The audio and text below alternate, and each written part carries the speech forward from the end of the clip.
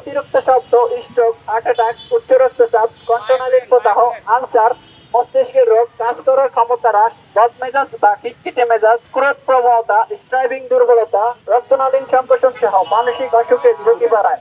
জলবায়ু চলতে শব্দ দূষণের বিরুদ্ধে শব্দ দূষণ শ্রবণ শক্তি নষ্ট করে, অযথা হরেন বাজাবেন না। উচ্চমাত্রা শব্দ নিরক্ষত, উচ্চমাত্রা শব্দে দীর্ঘক্ষণ থাকলে শ্রবণ শক্তি কমে যেতে পারে, তৈরি হতে পারে শরীরে নানা জটিলতা। যানবাহনের হর্ন, মাইক, লাউড স্পিকার, ইট ও পাথর ভাঙা মেশিন, জেনারেটর ইত্যাদি থেকে নির্গত অসহনীয় শব্দ মানুষের শারীরিক ও মানসিক স্বাস্থ্যের জন্য মারাত্মক ক্ষতিকর। শৃঙ্খলা ভঙ্গ করে চলতে পারে না। তাই আমরা চাই আপনারা সুন্দর মতন গাড়ি চালান এবং নিরাপদে বাড়ি ফিরে নিরাপদ সড়ক করে তোলেন। কর্মব্যস্ত নাগরিক কে কার আগে যাবে চলছে সেই প্রতিযোগিতা। যানজট এড়াতে ট্রাফিক আইন অমান্য করে উল্টা পথে চলছে গাড়ি। এতে দুর্ঘটনা করে উল্টা পথে গাড়ি চালিয়ে আপনি যান চলাচলের প্রতিবন্ধকতা সৃষ্টি করছেন। একজন নাগরিকের কাছে এটা কি কাম্য? আসুন সচেতন হয়ে ট্রাফিক আইন মেনে চলি। চলে যায় যুদ্ধে শব্দ দূষণের বিরুদ্ধে। শব্দ দূষণ শ্রবণ শক্তি নষ্ট করে। অসহনীয় শব্দ মানুষের শারীরিক ও মানসিক স্বাস্থ্যের জন্য মারাত্মক ক্ষতিকর।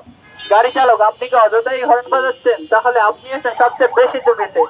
স্কুল, কলেজ, হাসপাতাল এবং মসজিদ, মাদ্রাসা, নীরব এলাকা উচ্চমাত্রা শব্দ সৃষ্টি করবেন না। আসুন শব্দ দূষণ প্রতিরোধ করি, জনসচেতন নিশ্চিত করি। শব্দ দূষণ প্রতিরোধে সামাজিক আন্দোলন গড়ে তুলি।